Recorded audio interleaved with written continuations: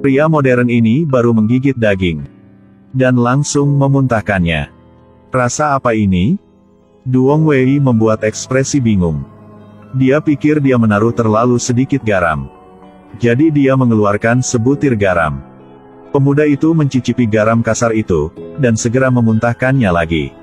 Sang pemilik toko ini dengan tak berdaya menjelaskan bahwa di dinasti Tang hanya bangsawan yang bisa makan garam halus. Orang biasa hanya bisa menggunakan cuka asam untuk menyesuaikan rasanya. Pria ini mendengarnya dan memutuskan untuk membuat garamnya sendiri. Begitu dia berhasil, mereka tidak perlu banyak berpikir lagi. Setelah serangkaian operasi sederhana, dia berhasil buat garam. Lalu puas mencicipi rasa itu. Saat ini, sang putra mahkota sedang memimpin pasukannya untuk mencari. Para prajurit menemukan garam halus di tokonya. Mereka mengira dia adalah mata-mata untuk mencuri garam. Sang putra mahkota mencicipinya dan memerintahkan penangkapan keduanya. Van Diep buru-buru menjelaskan. Mengatakan bahwa dia sendiri memurnikan garam dari garam kasar. Saat ini, Duong Wei mengeluarkan buktinya. Ketika putra mahkota mendengarnya, dia sangat gembira. Dia harap Van Diep bisa membuat garam untuk tentara. Tetapi sang perwira militer mengatakan bahwa tidak ada yang bisa membuat garam. Dia pikir Van Diep berbohong. Jika aku bisa membuat garam halus, keduanya akan menyerahkannya kepadaku untuk menanganinya. Bagaimana? Bagaimana kalau kamu berlutut dan memanggilku ayah? Sang putra mahkota merasa itu tidak adil. Tapi Anlan bahkan mempertaruhkan nyawanya. Tak bisa. Putuskan begitu aja. Dengan sangat cepat mereka mencapai tambang garam dinasti Tang. Bersiaplah untuk melakukan pemurnian garam di sini. Duong Wei terus-menerus mengingatkan Van Diep bahwa garam di sini beracun. Jika memakannya, seluruh tubuh akan terkena diare dan mati. Van Diep segera meletakkan tangannya di pundaknya, menyuruhnya untuk tenang. Dia meminta Anlan untuk buat garam dengannya, dan tidak membiarkan siapapun untuk mengintipnya. Sang putra mahkota langsung setuju. Anlan belum pernah percaya bahwa Van Diep bisa memurnikan garam. Jadi dia sudah bersiap untuk kabur. Dia menyuruh Van Diep harus mendengarkan instruksinya. Tanpa diduga, dia tertawa pada wajahnya lalu berkata akan tidak apa-apa.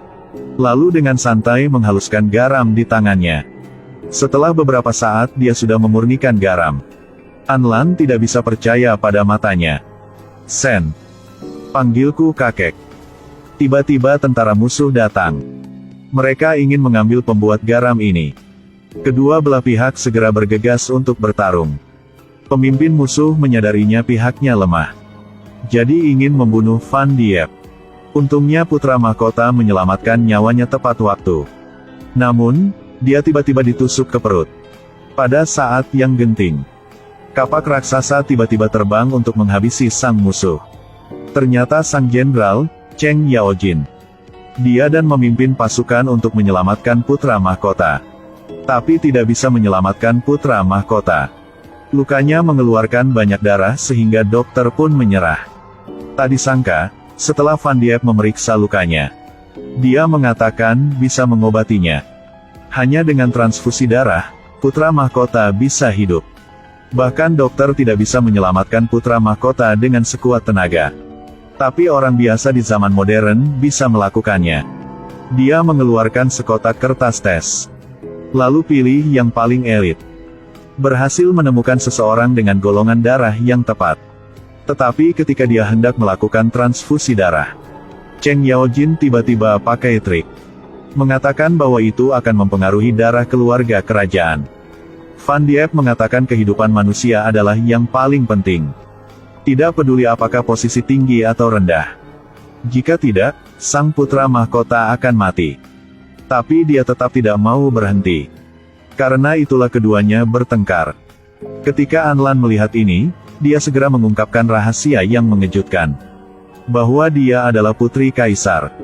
Setelah mengatakan ini, dia mengeluarkan barang ibunya. Tapi Cheng Yaojin masih sangat curiga. Van Diep menggunakan kertas ujian untuk membandingkan. Tanpa diduga, hasilnya benar-benar identik. Mereka segera memberi hormat kepada sang putri. Anlan menyuruh Van Diep untuk segera mengambil darah. Dia segera menancapkan transfusi darah ke dalam tabung bambu. Taruh sedotan di tangan Anlan untuk mengambil darahnya. Lalu masukkan semuanya ke dalam tabung bambu. Inilah proses transfusi darah yang ciptaan dirinya. Setelah beberapa saat menunggu, putra mahkota akhirnya terbangun. Tapi begitu dia memutar matanya, dia pingsan lagi.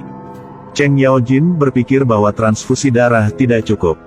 Harus meminta Van Diep untuk memberikan lebih banyak darah. Tidak bisa. Kamu pikir ini adalah permainan kan? Kamu pikir darah tersedia, jadi dapat menarik sebanyak yang kamu inginkan, bukan? Jika semua darah diambil, apa yang akan dia lakukan? Setelah mendengarkan penjelasannya, Cheng Yaojin mengerti. Dia dan tentara berlutut untuk berterima kasih kepada Van Diep. Kemudian dia menghunus pedangnya untuk memotong tangannya sendiri. Dia melakukan ini untuk memaksa Van Diep masuk ke istana bersamanya, untuk bertemu dengan keagungannya. Tentu saja itu benar. Jika itu emas, itu bisa bersinar di era apapun. Van Diep sengaja berpura-pura arogan. Dia ingin mencoba mempersulit Cheng Yaojin sedikit. Katakan padaku, aku bisa melakukan apa saja untukmu. Baik. Van Diep dibawa ke istana untuk menemui Kaisar. Di luar dugaan, Kaisar tidak mempercayai kata-kata Anlan. Mengatakan dia tidak punya anak di luar. Tapi saat dia mengeluarkan gioknya, sang Kaisar tercengang. Lalu langsung menerimanya sebagai putrinya. Tapi untuk membuktikan identitasnya, hanya barang itu belum cukup. Jadi para Mandarin meminta Anlan mengambil darah untuk tes. Para Mandarin, kita tak perlu berbuat seperti itu. Tunggu hasilnya aja. Mereka berdua menaruh beberapa tetes darah di cangkir. Semua orang di pengadilan sekarang menahan napas. Tak disangka, 2 tetes darah tidak bercampur menjadi 1. Semua orang langsung membuat keributan. Anlan sesaat tidak tahu harus berkata apa. Hal ini membuat sang Kaisar marah. Namun menurut Van Diep cara ini tidak memberikan hasil yang akurat. Kaisar menggunakan darahnya untuk menerima kerabatnya. Pria modern mengatakan itu tidak ilmiah. Yang mulia, menurut saya, cara ini belum cukup meyakinkan. Dia segera menemukan pasangan ayah dan anak. Gigit tangan mereka dan masukkan ke dalam mangkuk. Seperti yang diharapkan, darah mereka tidak bercampur. Membuat para Mandarin semua diam. Namun dokter masih tidak percaya. Membuat Kaisar marah. Langsung memenggal kepalanya. Kemudian bersiap untuk menjadikan Anlan sebagai sang putri. Namun masih ada orang yang tidak setuju. Dia berkata ini tidak cukup untuk membuktikan garis keturunan. Katanya ketika putra mahkota terluka. Ada banyak orang yang memiliki golongan darah yang mirip dengan putra mahkota. Pada saat ini, ayah Kaisar muncul. Tak disangka, setelah memasuki istana, Anlan bertemu dengannya. Membuktikan identitas sebenarnya. Kemudian meminta dia untuk mendapatkan keadilan bagi ibunya. Itu sebabnya ada adegan ini. Ayah. Dia melewati Kaisar tanpa berkata apa-apa. Segera menyatakan Anlan sebagai kepala putri. Menyebabkan para Mandarin tidak patuh. Aku sedang mengajar putraku. Siapa yang membiarkan kalian menyela? Sikap kerasnya. Sejak saat itu gadis ini menjadi seorang putri. Secara tidak langsung mengakui ibunya sebagai ratu. Setelah semuanya selesai, seseorang membuat tuduhan. Dia mengatakan bahwa apa yang terjadi barusan sangat konyol. Saya memohon Yang Mulia mencabut keputusan tersebut. Tak disangka, Yang Mulia masih belum melepaskan amarahnya. Lihat Du Xing keras kepala. Bahkan berani melanggar perintahnya dan ayahnya. Pertama Kaisar memarahinya. Lalu paksa dia untuk berdiri di gerbang kota dan memeriksa dirinya sendiri. Setelah itu, Ratu datang ke Van Diep.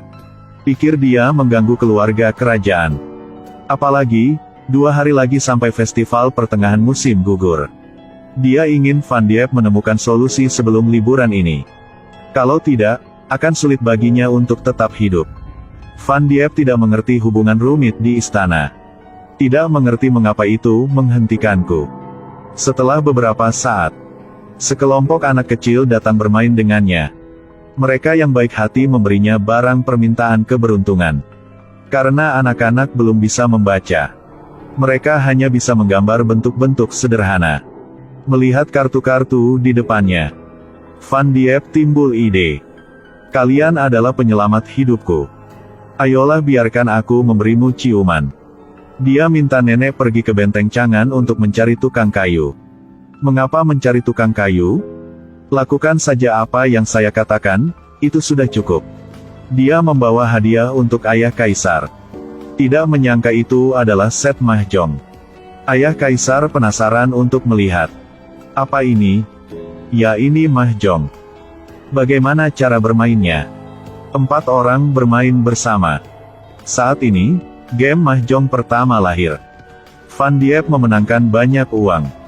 Ayah kaisar berkata bahwa dia bermain curang. Lalu dengan sengaja menjatuhkan kartu Van Diep. Kemudian dia berkata kali main ini hanya untuk tes. Yang mulia juga mendukung ayahnya. Van Diep tidak berdaya dan harus mengaku kalah.